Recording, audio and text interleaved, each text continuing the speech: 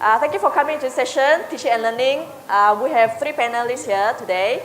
On my right here is Professor Muhammad Sukri Saud, the Dean of the Faculty of Social Sciences and Humanities.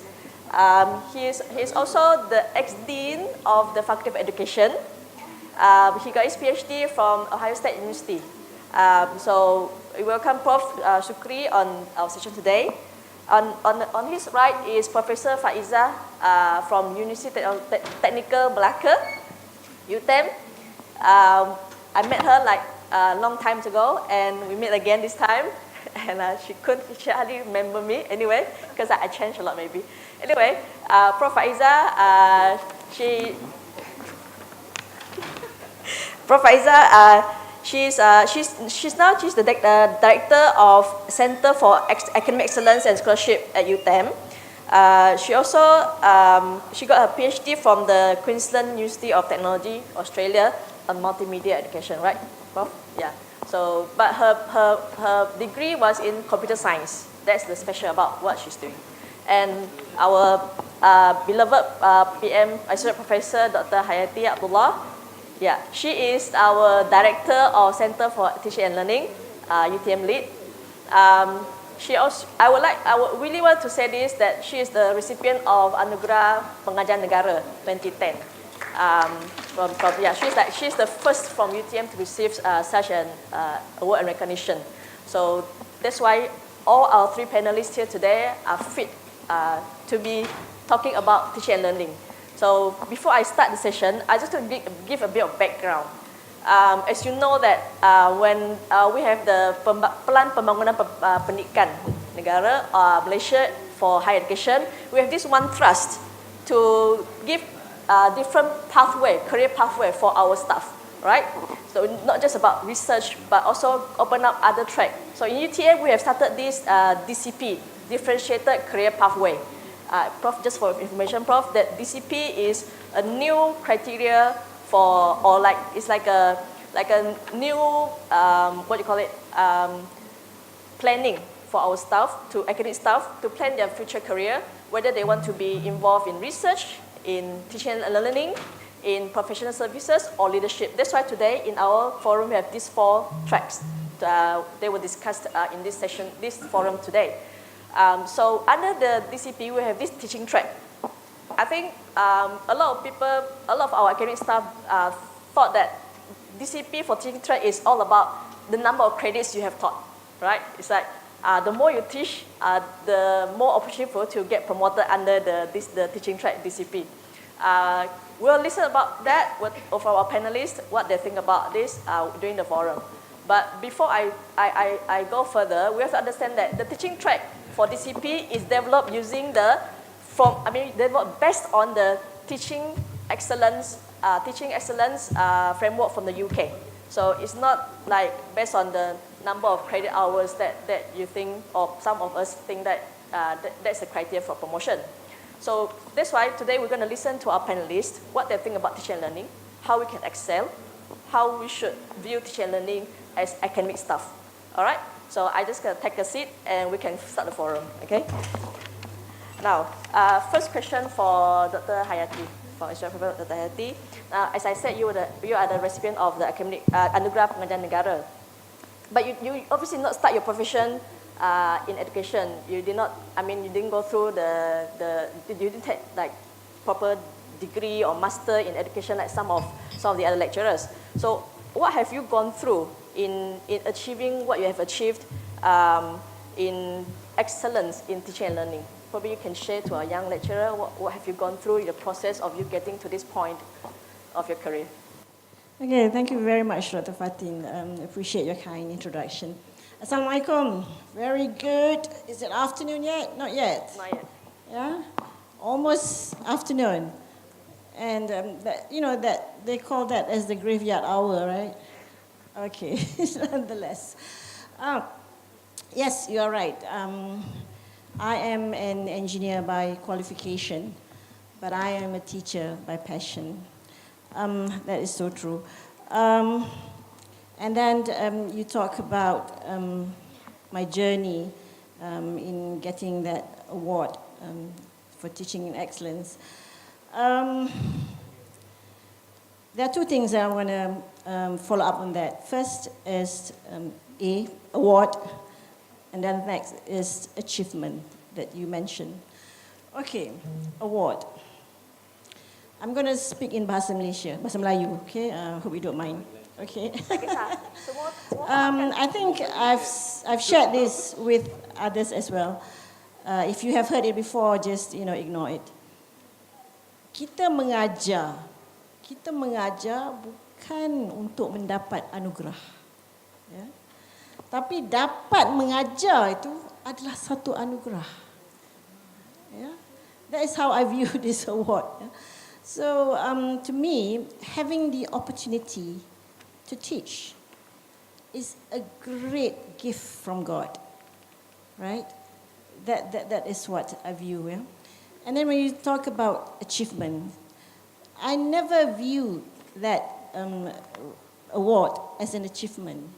It's more of a recognition. Why? Because that's my job. It's part of doing my job. It's part of doing the job, right? I pour my heart and soul into teaching. I pour my heart and soul into teaching. And and I'm always trying to do my best. And don't you want to do your best to your students? I mean, I asked you here. Some of you are parents here. Well, most of us are parents here. Don't you want to do the best for your children? Is there anyone here who doesn't want to do the best for your children? Please raise your hand, if you dare to raise your hand. Right? Nobody. If you are a parent, you want to do the best for your children. The same thing with your students. When they are in your classroom, right, you want to do the best for them. Because every time, at the end of the semester, I would tell my students, you enter my class as students, but you leave as my children. Which means I've given you my best. I've poured my heart and soul. Yeah? And you go back to the philosophy of education. You take the old scholars in education, Plato, Aristotle. How do they define education? It's about virtues. It's about moral. It's about happiness. Aristotle says education is about happiness. Are your students happy in class? Yeah, that's what we need to ask. So if you ask me, and your last question was just now, what advice would I give to the young lecturers if they want to pursue excellence in teaching and learning? Number one, I'm going to echo what Prof. Harris mentioned just now. What was it? Passion and commitment. Right? That's the first. The first is pour your heart out. Pour your heart out. That's passion and commitment. Pour your heart out. Second, teaching is not lecturing. People always think teaching is lecturing. Teaching is not lecturing. Teaching is educating. Educating and producing that holistic, balanced graduate. That's what you want to do. Right? And third, you need to practice what you teach. And you need to teach what you practice. That is important, especially in professional courses like engineering, architecture, medicine. Yeah? You need to practice what you teach and teach what you practice. Then only can you bring what is outside into the classroom. And you can expand the spheres of your students' learning beyond the classroom education. That's the third one that I would, share for now. Okay, that's it. Yeah, thank you, Dr. Hayati. So, passion and good. Well done. Well done. Okay, so moving on to Professor Faiza. And as I mentioned, that you started with a degree in computer science, then you move on to the PhD in multimedia education. So is that you taking on doing research, looking at teaching and learning? What makes you do that kind of decision that you want to do a PhD in multimedia education but not computer sciences? And what do you see about the importance of doing research in your own teaching practice? Okay, Assalamualaikum and a very good afternoon to everyone, to the moderator and also my fellow friends panel. Okay, so yes, As you mentioned just now, my background, my first degree and secondary is computer science. My PhD, multimedia in education at Faculty of FTSM, computer science lah, in UKM. That was 2008. Okay, I got my PhD. And actually it's a big shift. Yeah. Actually, I don't have any proper education background. Okay. But I can see that as an IT person, normally some of my friends from the ICT background, sometimes they feel superior, because they have the technical know-how, technical knowledge, programming part. But for me, I can see that it's a time to blend the technology into the education, okay? Because even though that is not the pure education, but we as a scholar, as a researcher, normally we not simply accept and believe whatever model, whatever theory, whatever framework has been created by a previous author, right? So we need to do the research.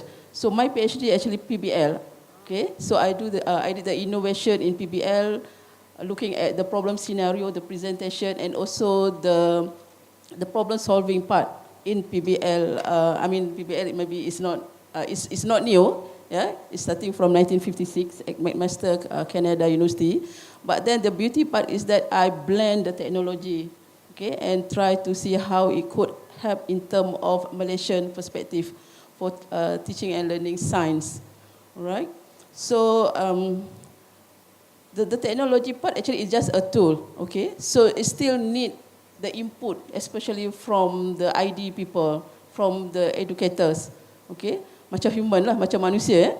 Tangan, kaki semua tu is the gadget, is the technology, is a tool, is the enabler part. But then darah daging inside, the blood yang mengalir tu is the content, okay? So if we have wonderful tools, wonderful gadget, tapi kalau the system is not correct, the content is not support, then it will be useless. Okay, so yes, I believe that the research in education, is very important, right? For example, like myself, I'm doing a PBL, doing a personalized learning environment, and right now we are involved muchly on autism, for special learner. So we, Alhamdulillah, we have a MOU, MOA with SEN, Southeast Asia Ministry of Special Education Network. And by joining with them, they provide the sample student, they provide the content, right? But they don't have the expert in technical. So that's why we are here, we help them to see how technology can be can enhance the application. For example, like we develop iBakery to teach the autism kids, and also we develop wiper games. That is one of the application that to screening and to diagnose autism, whether they are mild or severe. Okay, by combining the element of technology, serious game. Okay, so by playing the game, then the system is embedded with the intelligent features. They have the scoring. The back-end engine will detect based on the scoring. They will identify whether the kids are mild or severe level. So the content is, we got it from the Ministry Special Education. Actually, because normally what happen now, they have a very thick handbook of the content in order to detect the visual perception. Because normally for special kid, autism, ASD, autism spectrum disorder, they have a variety. And I'm not saying that my tool is perfect, because normally there is no one way to detect. We need to have the input from therapy, from psychologists, and from medical doctor. But then we as a technical people, we try to jump in, giving some idea on how technology could enhance the tools. So I guess we as educators here, every one of us, we need to do the research in order to enhance the excellence of the teaching and learning. If we Google, there's no single definition what means by excellence. Is it superior? Is it success?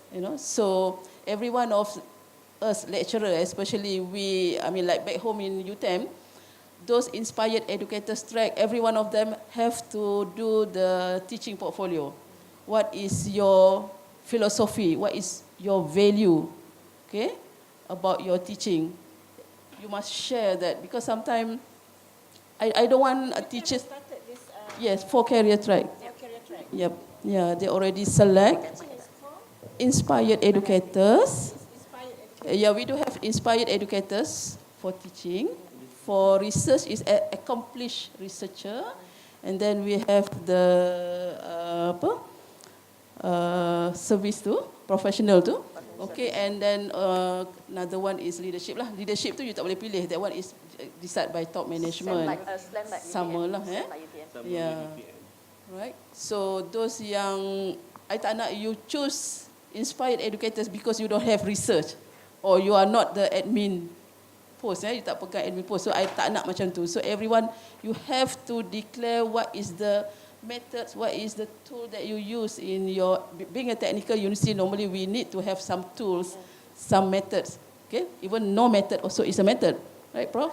Yeah. So at least every one of you have to, that have to profess in whatever you are doing. I still remember one of the question. Masa professor interview nak jadi professor, dia kata rank yourself. What number are you in your field? Okay, so terkejut jugalah kan. Kita nak rank, nak cakap nombor 1 kan macam belagak sangat kan. So nak cakap nombor 10 pun kena ada justification. So meaning that apa yang I nak cakap sekarang ni is, maksudnya you have to start from now. Okay, kena imagine you nak dipanggil profesor apa, profes bidang apa. Okay, so kalau in teaching and learning, so masa tu I kebetulan the president for my PBL, Malaysian Association of PBL Practitioner. We do have a group of PBL practitioner yang form under AKEP lah. So kebetulan macam tu, jadi the panel yang sebut, you are the number 1 if you are the president. Because masa tu I tak sebut I number 1 lah. Alright, so that is the time lah for us to set what we want to do as part of our career path. So I guess pagi tadi pun we have discussed about academic leadership, institutional leadership. So I believe this one is part of academic leadership, which is quite important, right? So that's why last year we changed our center name. Because right now saya dengan Prof Hayati, kita orang selalu jumpa dalam magnetic group. Okay, so we used to have name Center for Teaching and Learning, Pusat Pengajaran Pembelajaran, tapi kita change nama to Center for Academic Excellence and Scholarship because we want to go more, right, for the scholars punya parts lah, Sotel, alright. So I guess it's enough for the time now, yeah. Thank you. Thank you, Prof Aiza. So she was asking that what is a professor in teaching, right? What you see as a what you understand, how you call somebody a professor in teaching. So this question I will throw it to Prof Sukri because he's coming from the education background. He's a dean. He was the dean of faculty of education and now the dean of. He's looking overseeing the School of Education at UTM now. So let's ask him what are the criteria, what are the attributes of teaching excellent in teaching that we can call somebody professor in teaching. Assalamualaikum warahmatullahi wabarakatuh and very good afternoon. I try to bring this topic to very micro aspect of teaching and learning. Okay, sebagai seorang professor pensyarah in UTM, you have to learn, you have to teach and learn. Okay, and today I'm going to discuss how we can narrow down our teaching and learning philosophy in your classroom. Okay, that means to be a professor in teaching and learning, you going to use your classroom as macam lab kita lah. Kalau engineering kan ada lab kan. Our classroom going to be our tempat yang kita akan buat location that we're going to do research. Okay, that means you have to bring your knowledge and skill about certain area of your field, and you make sure you'll be able to understand how to teach the content. Okay, I list down a couple things that to narrow down the process. First, you have to understand how to develop a learning outcome in your field, okay? You get some info from someone, from the expert, from the stakeholders, from the industry. You, as the lecturer, know how to develop what you want your student to be, okay? For me, I'm teaching computer-aided design. I must make sure my students be able to be a good designer. Designer macam design semua kan. Jadi kita sebagai pencara, we must understand what the aim of our class, what is the learning outcome, what the student going to be soon bila kita dah keluar kan. Jadi hari ini saya nak lebih kepada kita narrow down apa yang kita nak buat untuk DCP. Okay, I really encourage those are here to pick DCP in teaching and learning. Why? Because we are lecturers and we're going to do research also in teaching and learning. Okay, kita ada 40%. Educational staff maybe they can choose teaching and learning. We also encourage from others faculty to pick DCP in teaching and learning.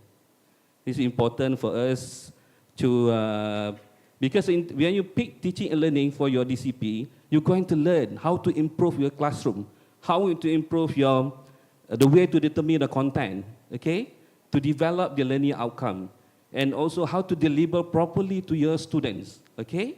Kalau kita nak ajar this one, macam saya dulu, saya guna scenario-based learning also and project-based learning, okay. We have to learn the concept inside the educational theory behind the approach, okay? When I do my design in my classroom, I use different type of, satu aspect, different type of teaching approach, okay? Tapi normally saya akan buat, saya akan edit the project that the student going to draw and design, and we're going to put certain element to learn by designing the project. Bila kita ada project tu, kita dah kena pasti apa knowledge and skill student kita akan belajar by doing the project, okay? Kalau dulu saja first, macam dulu masuk UTM sebagainya, saya lecture macam yang lain-lain lah, biasa lecture sebagainya, slides, everything, okay. But when saya involved dengan SOTEL, Scholarship of Teaching, okay, Teaching Nexus, Research Teaching Nexus, mana kita akan fokus pada bagaimana kita nak improve our teaching and learning in our classroom, and you want to be a professor in this area, kita kena betul-betul menjiwai apa yang kita buat dalam classroom kita, dalam bilik lecture sebagainya. And one must very love dengan pengajaran ni. And after that we going to learn teori, konsep sebagainya. Okay? And delivery saya dah mention tadi. Bila kita nak ajar, we have to understand how to deliver efficiently to our students. Okay? And because we want to be someone in teaching and learning in our area, okay? You must really understand which approach that's suitable to this content, this topic, okay? Yeah, why? How? You must do research. You must read a lot about the way to teach this content. That's what I did for my class, okay? When I used to lecture theories a little bit, okay, I'm going to use this way. And for the project, I use this way to make sure my students, they learn because I use the approach that dah dia kata terbukti dah sesuai, something like that. Kalau kita professor dan teaching, kita kena make sure yang kita buat tu based on research, dan kita kena buat research juga to improve the quality of teaching and learning. Okay. You have to know how to assess the students, okay, which part to assess using this kind of approach, you have to know. And based on research, based on reputable journal lah, yang kita tak boleh main fikir-fikir sendiri sebagainya. When you want to develop a rubric, for instance, for assessment, you have to know how to develop the proper rubric. I remember Dr. Adibah mentioned about the tool for assessment is important. And here, normally for my class, I using rubric, okay? Rubric to certain indicator to measure the project whether it's okay or not, based on industry standard to 3-dimension design, okay? That's mean the tool that we develop should come from research, should come from somewhere that dah terbukti berguna, bersesuai dengan projek kita nak assess tersebut. That's why kalau kita really love to teach, I encourage you all to pick DCP for teaching. Okay, those are engineering are really digalakkan. Okay, those are social science. Okay, doesn't matter. Okay, education kita akan pilih teaching. Many of us akan pilih teaching lah sebagainya. Cuma saya menggalakkanlah untuk those are from different area of education, pilih yang teaching ni, di mana kita akan betul-betul menjaga kualiti teaching kita. Dan finally, kita akan pastikan UTM itu adalah kehadapan dalam bidang-bidang masing-masing sebagainya. Dan satu lagi saya nak sebut adalah, bila kita be a professor in teaching and learning, kita really concerned about what's happening in our classroom, kita akan buat CQI, classroom kita. Kita semestinya mengajar different method macam ni. Kita buat reflection whether our student really learn from this kind of method. Whether we are really assess our students to achieve the objective learning outcome using this kind of tools, instrument tool assessment. Itu saja untuk kita bincanglah. So for strictly take home message, do research assessment in your own classroom. Make sure it's evidence based and understand your outcomes, right? The learning outcomes you want to achieve, what you're still going to be, and you have to understand some of the philosophy and education pedagogy maybe, right? But if I'm asking this question to Prof. Sukri again, for our friends who are not from education, right? I'm sure you have this kind of things playing in your mind, that you are from engineering background or you're from science background. How do you want to master doing research in education? How do you want to understand all the philosophy? Prof. Isaac talking about writing portfolio and writing your teaching philosophy. How are you going to do all this? Because it will take some time for you to gain the knowledge and skills in those kind of doing research in education, your own classroom, to understand the philosophy, the psychology in education. Prof, do you have any solution for them? And Okay. they can build their own. Actually, in UTM we are very lucky because we have CEE, Center of Engineering Education, and also we have a School of Education. Those are experts there. Okay, you can go to the center. Maybe if you want to understand a little bit about this, how to assess engineering students, you can go there and discuss with the professor in CEE. And also in the School of Education, we have a lot of professors expert in how to deliver the proper way, how to assess student in cara yang betul sebagainya, how to determine the content. Okay, important part we determine the content. Apa yang kita nak ajar, you must properly determine the content. Okay, jangan biasa normally kita buat based on buku teks sebagainya. It's wrong. Okay, you have to see the stakeholders and you get the input from them, and finally you have to design and develop the learning outcome, and followed by the content. Okay, in teaching learning, you have to do research about those things, those related to your classroom. Okay. And macam saya mention tadi berkenaan dengan kepakaran, kita ada banyak di faculty, di School of Education, di Center of Teaching and Learning, and also the Engineering Education Center. They have a lot expert in those areas in teaching and learning. Can I add something? Yes, please. Okay. I think you've we have already had a forum on the professional practice, Dr. Sharifah? Okay. So, petang. Okay. But for professionals like professional engineers, if when you talk about mentoring for professional engineers, I mean that is quite straightforward, because we have the mechanism in place. For instance, you have a specific target. Your target is you want to be a professional engineer, PE, IR, right? And you have 3 years to do it, for instance. So the mentor will then act as a guide. He will guide the mentee or the protege on the processes, on the procedures, what are the trainings, what are the professional development courses that they have to enroll. So there is a logbook, to document all these trainings. So it's very straightforward. But when it comes to teaching and learning, I think it's a bit tricky. It's a bit tricky. How do you have this mentoring program for teaching and learning?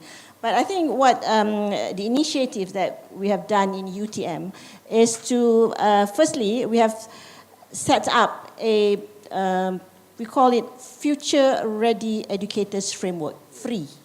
Future Ready Educators Framework. And it's coming to all the faculties. It's coming to all the faculties. And this is similar in setup to the research groups. But the groups are based on teaching and learning methods, PBL, active learning, etc., etc. So that is coming to the faculty. So this is where, even if you are not from the educational background, you can join this as a member of this group. Yeah? So that's one.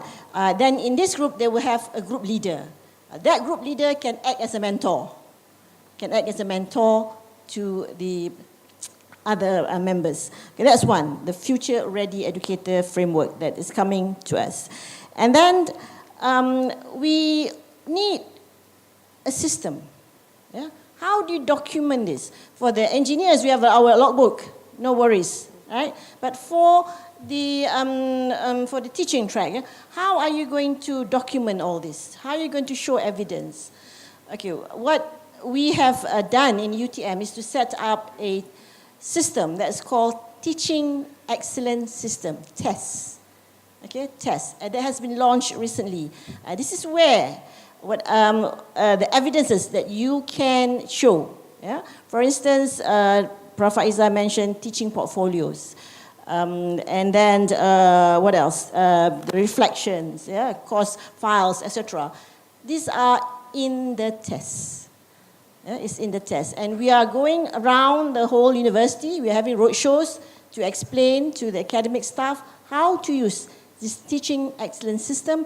This is very specifically for all academic staff. Whether you are going to opt for the teaching track, research track, leadership, or professional track, the test is for all. Because we have our baseline competencies for everybody. But if you are going to opt for the teaching track, we have another system, still test, but we call it test DCP. Right? So these are what we have. And of course, UTM Lead in collaboration with CEE and with CIDU, we will upgrade or we will continually improve our website to have all the information that you need on teaching and learning methods, etc. So that's something that I would like to add on. What Dr. Hayati shared is very, very handy.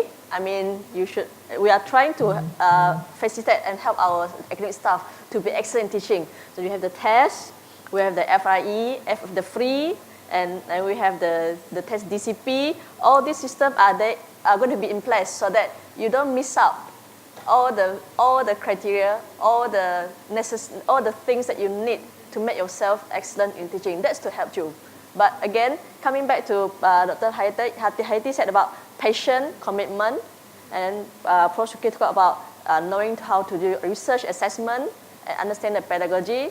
And Prof. Aiza talking about you have to know the philosophy, you have to know how you want to help. So maybe Prof. Aiza, you can share to our young lecturers here today. If they're going to find mentor, how they're going to find a mentor. If you have you ever mentored anyone to become good in teaching and learning? If yes, hopefully you can share your experience on mentoring. Maybe they can choose you to become their mentor, maybe, because you are in UTM, not too far from Johor.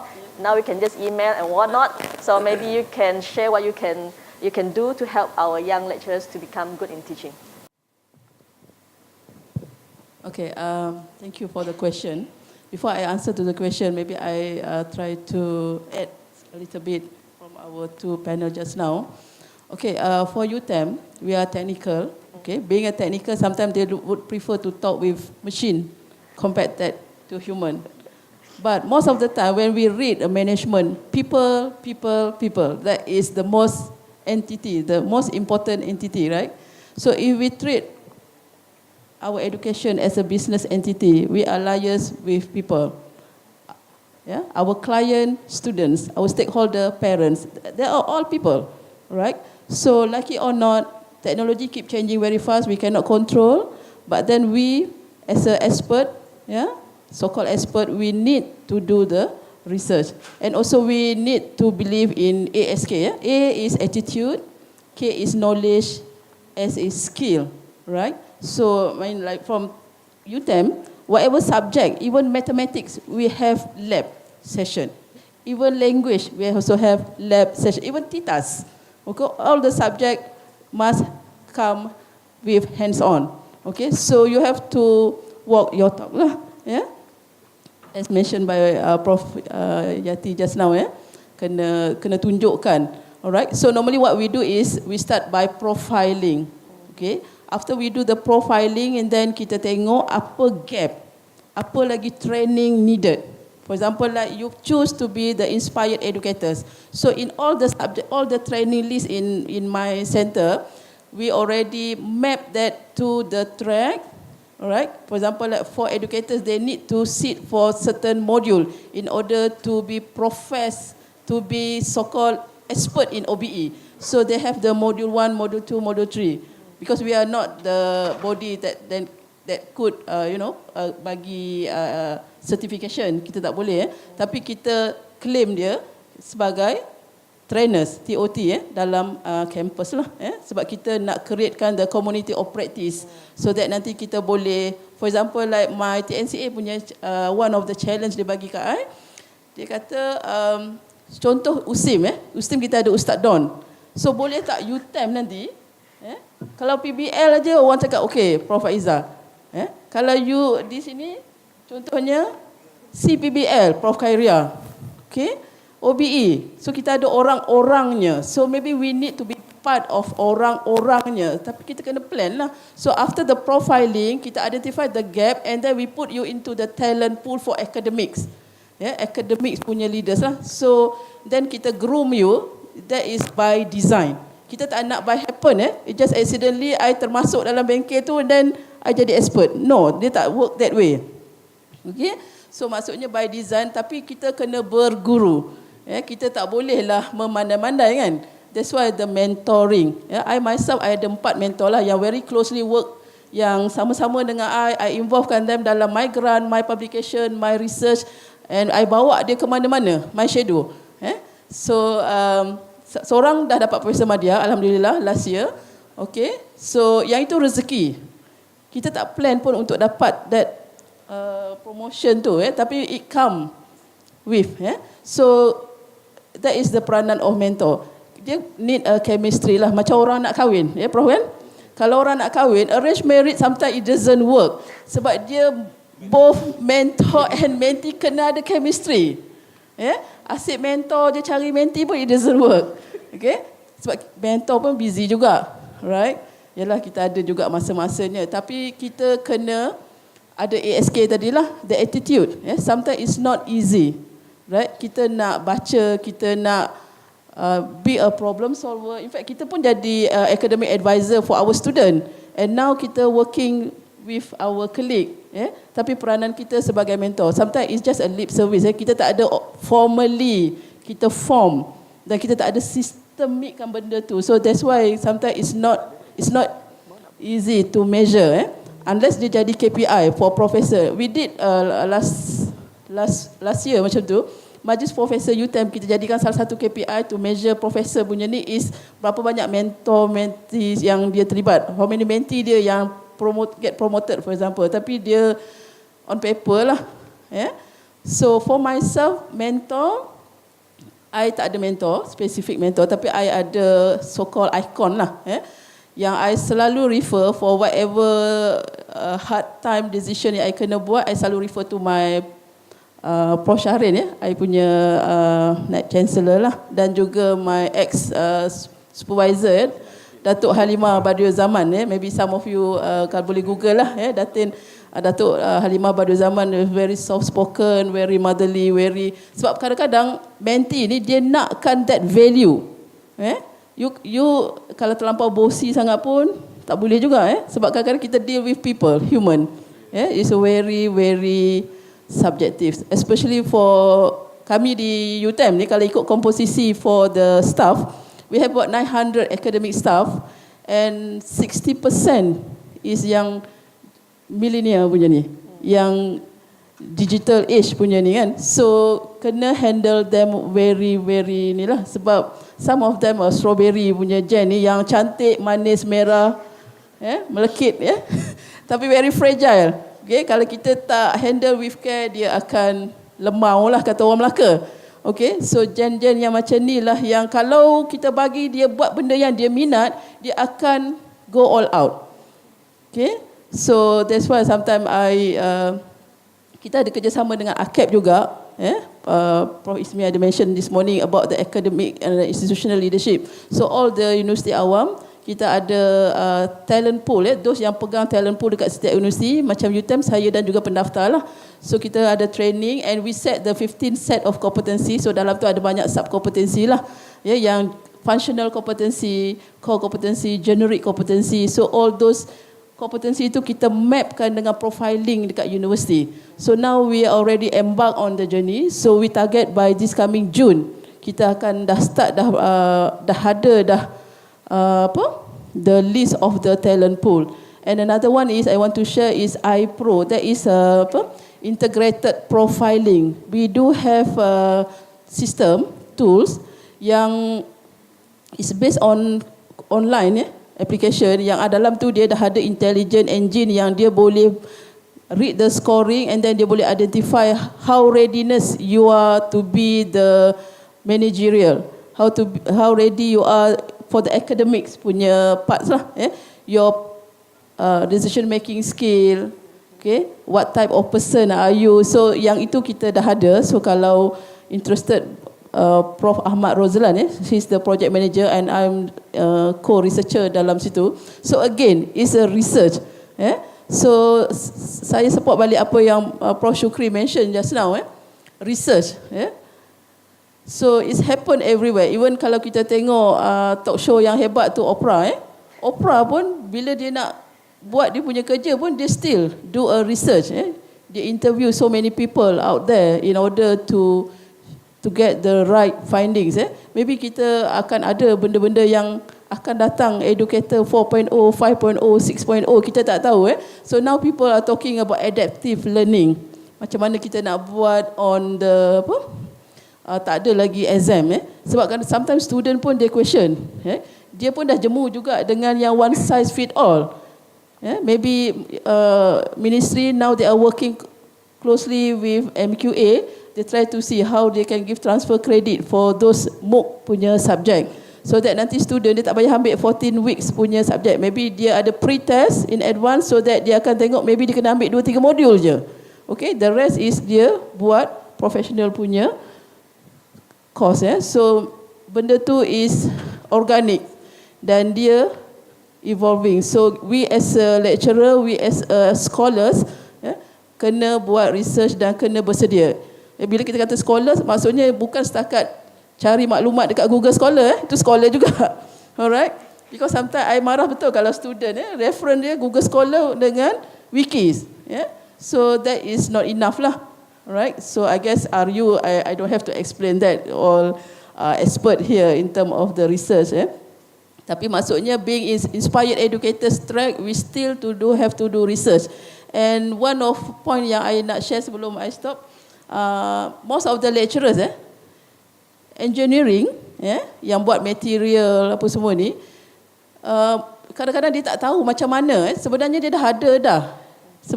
dah ada information yang dia boleh share. Contohnya dia gunakan WhatsApp, just a simple WhatsApp. Macam mana the use of the WhatsApp, the effectiveness in improving the engagement of the student in the classroom.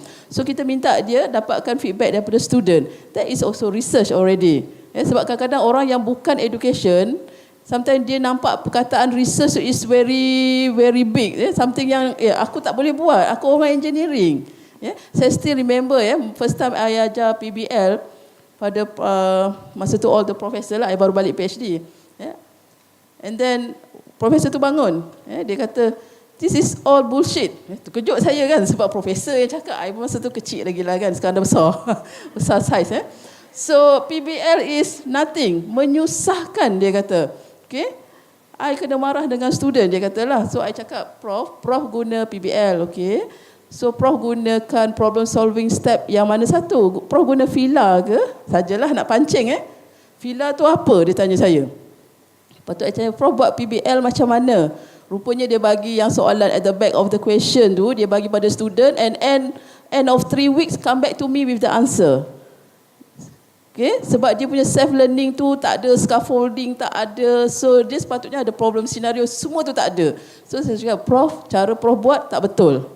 Okay, so sometimes itu yang saya cakap, mentoring, berguru tu kena ada. Cari orang yang you minat. Contohnya macam saya selalu pergi dekat cari maklumat. Contohnya macam UTM, di UTM ataupun di USM kita ada all the big gun. Kita ada di USM contohnya kita ada Prof Karim, UKM Datuk Amin. Ini orang-orang yang dalam education lah, yang memang dah tersohor, dah memang banyak innovation dia. Contoh di UTM pun Prof Yati, Prof Khairia, Prof Zaidatul, so just to name a few lah ya. So mereka ini yang kita tengok macam mana dia develop, what kind of the publication, kat mana dia hantar journal, follow dia. Right? Then kalau ada yang nak berguru bolehlah bercakap dengan dia. I guess tak ada masalah sebab saya suka buat dalam team, kita help each other. It's a win-win punya situation lah. Okay. Thank you. So kalau you pilih teaching track, you jangan rasa risau sebab they all ready to mentor. Macam PM Haiti kata, they have passion, their commitment. You nak join teaching, lagi dia suka sebab dia suka nak share kan. So saya rasa mungkin PM Haiti, sekarang ni you as a chairman of Magnetic. How you gonna encourage a kind of mentorship among all the universities to encourage our young lecturers, especially because now we're like 60%, she said, in UTM are all young. I'm not sure about UTM, maybe a lot as well. So how to make sure that mentorship in teaching and learning is like a big part of being a lecturer? Okay. I think, as I mentioned earlier, we have that mechanism of future-ready educators, the free mechanism, whereby we are now in the process of identifying champions for teaching and learning methods. That's what we are doing right now. So once we have identified these champions, and then we will appoint them, UTM lead will appoint them as group leaders. And these groups will be formed in the faculties, right? And then in the faculties itself, they will have other subgroups, smaller subgroups. So there will be subgroup leaders. So this is how we are going to implement this mentoring in teaching and learning in UTM. So hopefully with that, we will be able to execute this mentoring for excellence for teaching. That is what we have in store right now. Okay. Nak tambah ke apa? Okay, thank you. I actually would like to thank you to UTM lead, CTL, because going to develop our mentoring system for teaching and learning. This will help our staff in UTM to develop our skill in teaching and learning. Actually, you want to do very simple teaching mentoring system in your maybe dengan kawan-kawan sebagainya. Okay, you have to pick one mentor, siapa-siapa lah yang kita rasa want to help us to develop our teaching and learning skill. Okay, and after that, before you start the class, you have to discuss the topic everything with your mentor. Okay, like what we did in my classroom, and after that, when you discuss and you akan tengok perjalanan kelas sebagainya, and finally after you done, you finish your teaching and learning process with your mentor, okay, kita akan ada reflection, discussion about what you have done in our classroom today, is it okay or not, something like that. And sometime maybe dalam 14 minggu tu, you akan mengajarlah without dengan mentor kita. Dan bila kita buat macam ni, insyaAllah in the future, kita akan develop skill and knowledge in the content also, and the way how deliver to our students. Dan saya nampak kalau kita tengok bagaimana peningkatan student, the student achievement is very important. The way they react to something based on skill and knowledge that we teach them is very important. Okay, kita tengok pencapaian mereka macam mana. Ada penambahan tak dari segi value, sikap, knowledge, sebagai skill dalam bidang tu. That is very important. Nampaklah kita research. Even though it's very simple, research macam tu, kita tengok kan, result ni semester ni macam mana, semester depan macam mana.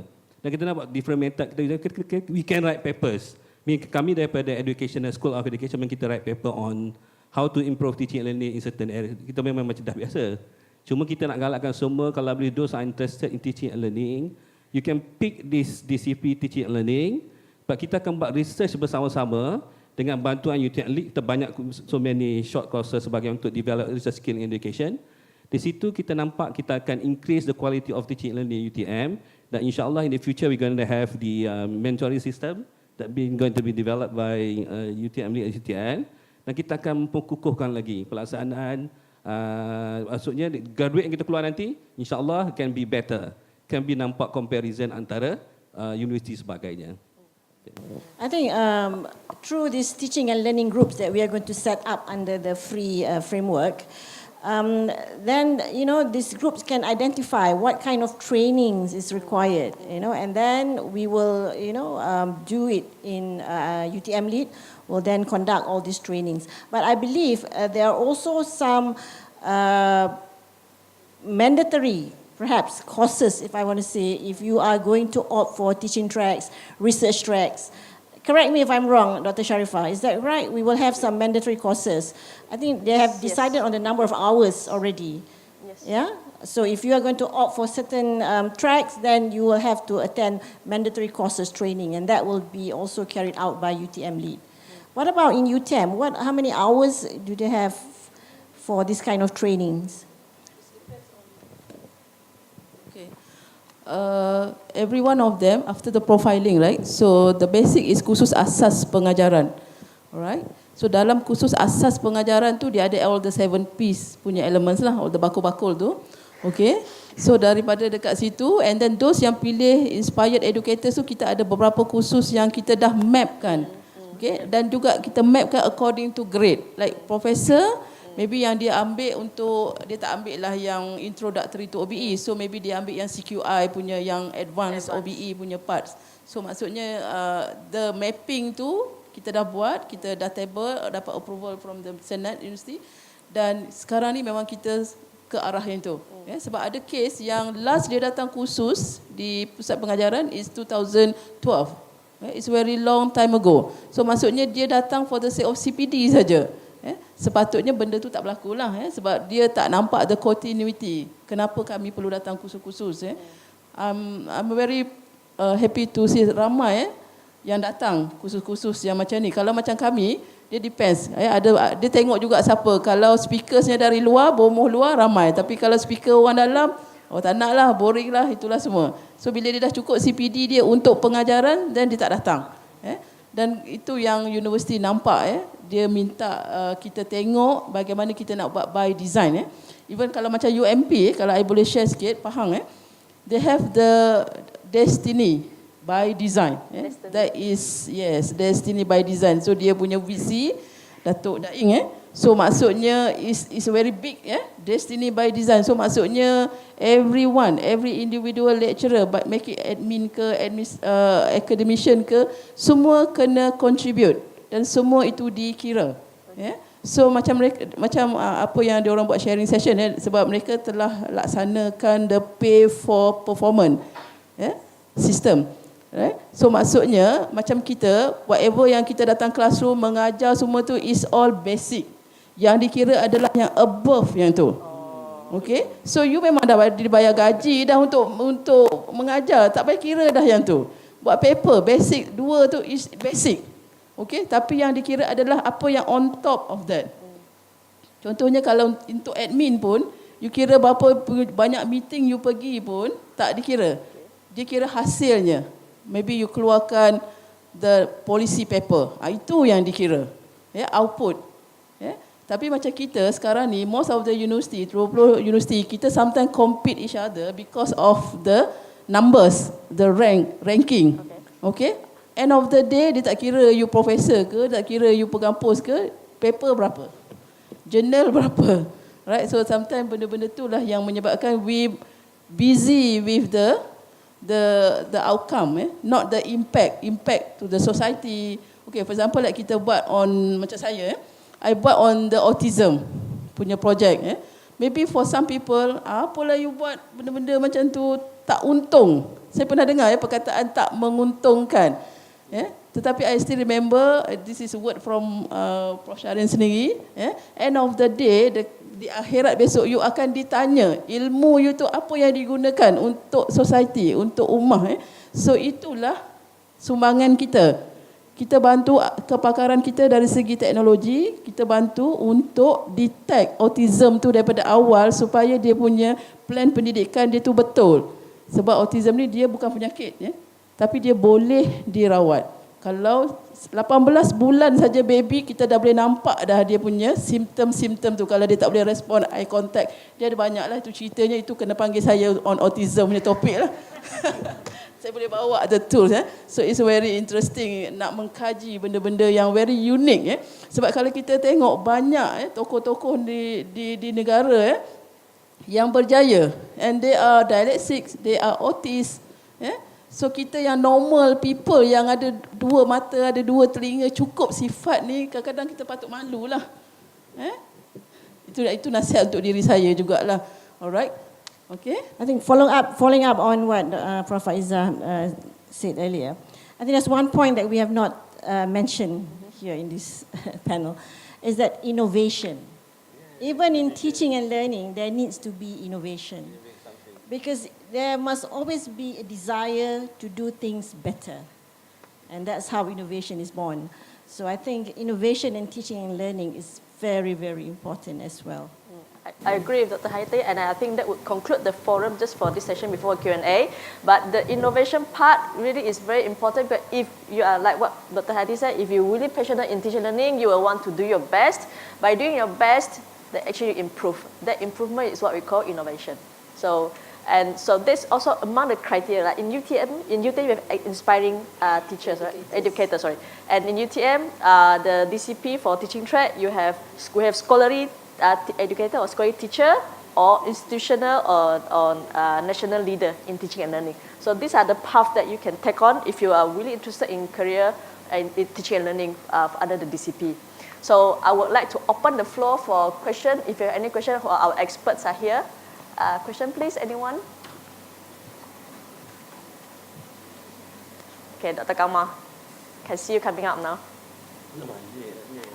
Right, please introduce yourself. Bismillahirrahmanirrahim. Assalamualaikum warahmatullahi wabarakatuh. Saya Kamarudin daripada sekolah. Kita dah jadi sekolah dah UTM ni. Sekolah Kejuruteraan Kimia dan Tenaga. Saya ada terima kasih ucapkan kepada semua panel membincangkan dengan teliti dan detail tentang teaching and learning. Especially untuk kita yang berada di universiti teknologi ni. UTM pun Technical University. And UTM of course is also a technological university.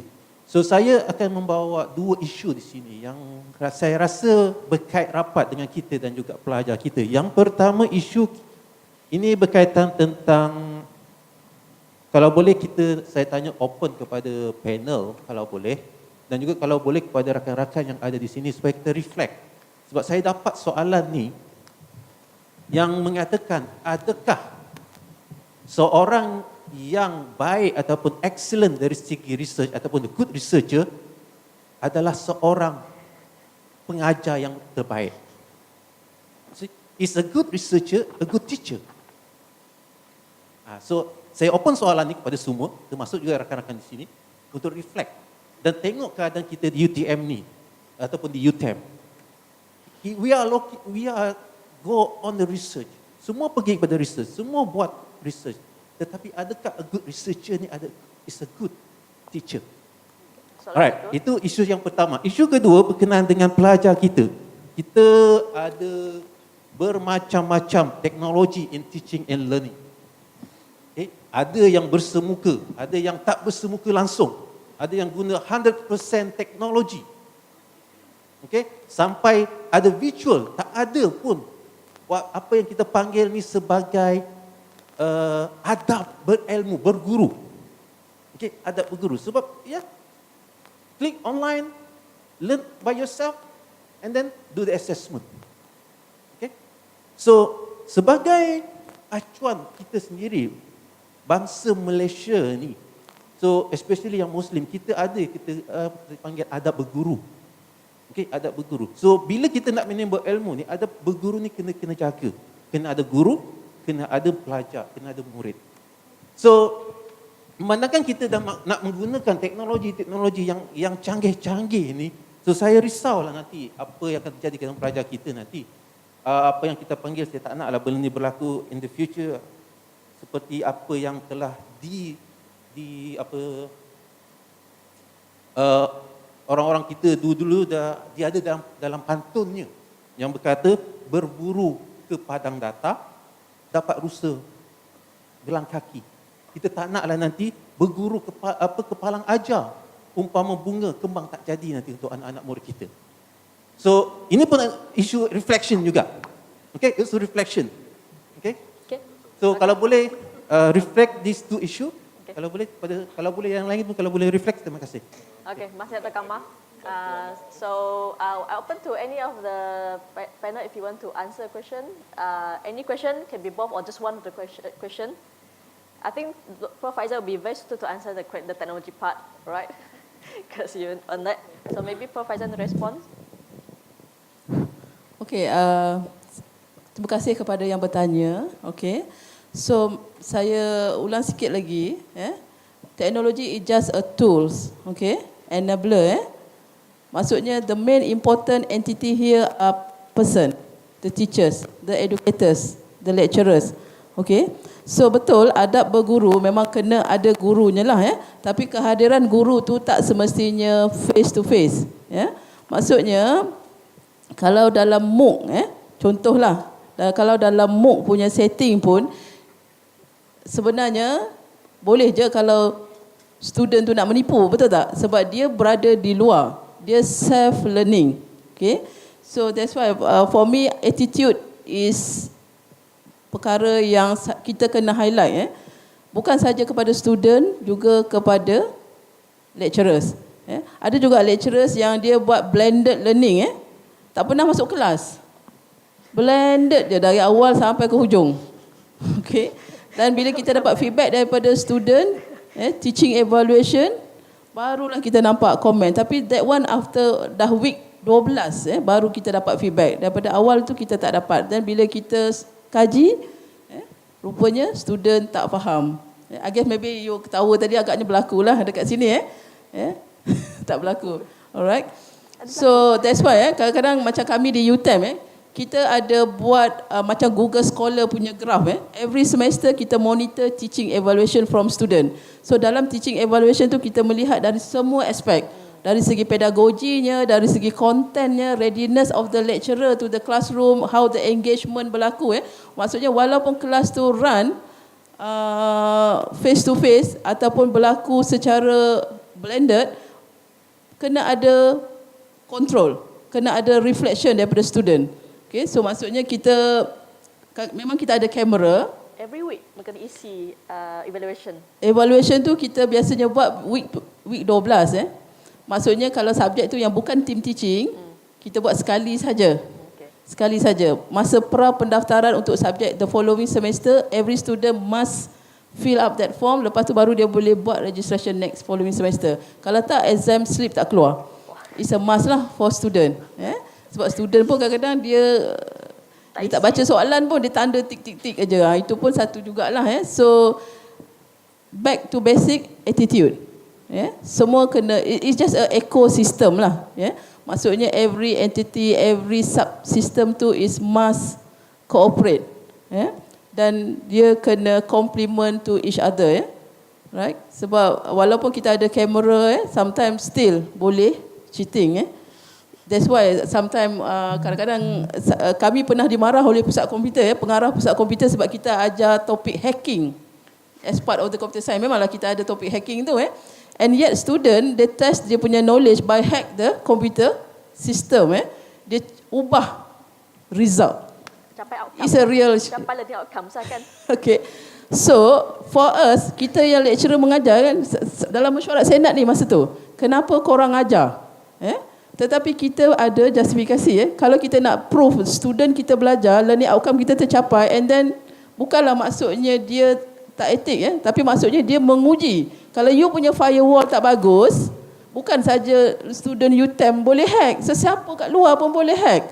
So you have to improve your firewall. Don't blame the lecturer dekat our faculty because we offer subject hacking. Alright, so kena nampak dekat mana dia punya problem. We cannot simply marah student sebab dia salah guna knowledge. For me, it's a creative. Because they apply the knowledge. Tapi yalah, kita memanglah kan bila dia dah ubah result tu, kecoh jugalah sekejap. So pusat komputer kena jawab lah. Okay. Alright, so lagi satu tadi yang good research dengan good teachers tu. So I guess that one should be come together lah. Okay. Align. complement each other, right? So tak semestinya kita good researcher, kita tak jadi good lecturer. Selalunya it come together. Kalau orang-orang yang cemerlang tu biasanya dia ada skill tu. Cuma kita buat 4 career track ni sebab kita nak nampak dekat mana you punya strength, kat mana you punya passionate you lebih kepada yang mana lah. Alright. Thank you, Prof. Aizah. Panel lain? Okay, saya tertarik dengan pandangan kawan kita tadi berkenaan dengan memang jadi satu topik yang hangat di kalangan educational technologies. Macam kita percaya guru tu important to support the process teaching and learning kan. Ada menyatakan banyak teori sebagainya. Itu adalah salah satu kajian yang kita boleh buat. We have to do research. How to make sure yang keadaan ada sekarang ada teachers ni, kita boleh certain factors yang akan, walaupun kita buat online, whether we online ke, tak online ke, elemen tu masih ada di learning online environment, teaching and learning. Itu kita nak kaji macam mana. To make sure that walaupun kita buat online, distance learning sebagainya, elemen tu walaupun dia tak ada secara biasa, tapi dia ada secara virtual ke tak sure lah. Maknanya benda tu kita have to do research to support our teaching and learning, to make sure that process of teaching and learning berjalan dengan lancar, can come out with apa our aim kita lah, kita nak capai itu.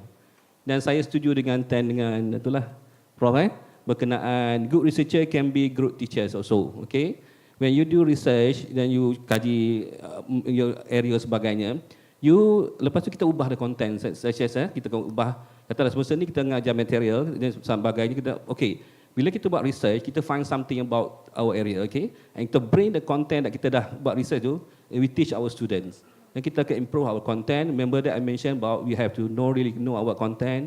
That's why bila kita buat research, kita nampak, kita improve. Content mungkin dah dulu macam ni kita baca buku kan, sekarang ada perubahan based on our research. Yang tu yang kita nak di UTM berlaku. Maknanya teaching and learning our classroom based on research.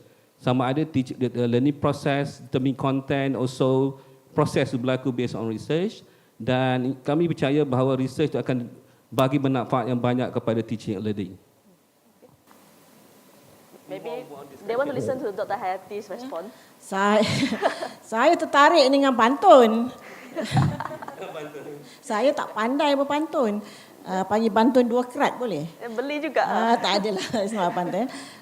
Jawapan saya, tepuk dada, tanya selera. Tepuk dada, tanya selera. Sebab we practice outcome-based education.